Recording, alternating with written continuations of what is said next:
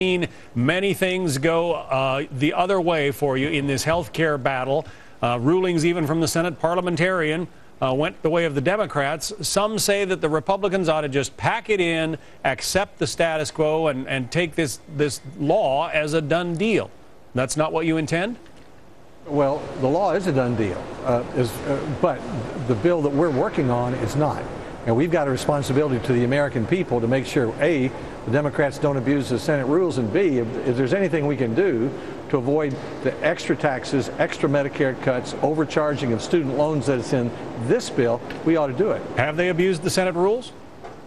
Well, we're going to find out when we start raising points of order later today.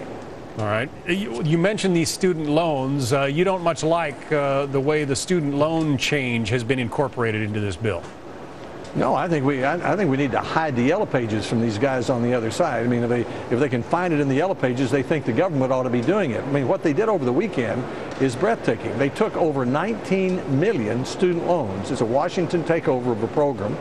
And what they also are doing is overcharging these 19 million students to help pay for the health care bill. About $1,700 or $1,800 on average.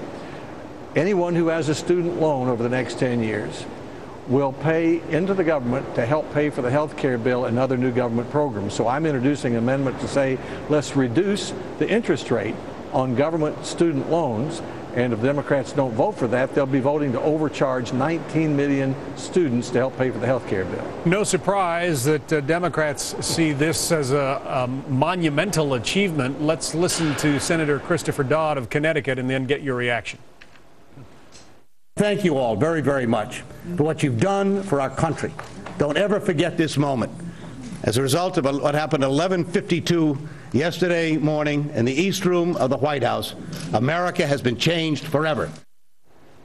Is there political peril for Republicans in being seen as trying to block something that at least some in the country see as necessary and good?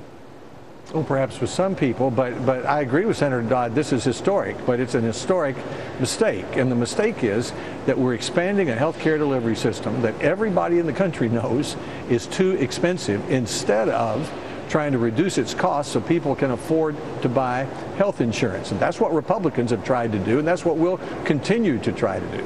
Is there any concern? We spoke earlier to one of the attorneys general who is suing on behalf of his state, in this case Utah, to try to block this thing because he believes it's unconstitutional. Is there anything in the way that this is working its way through the Senate, in some of the rulings of the Senate parliamentarian, for instance, that you or others feel might raise constitutional issues just in the process?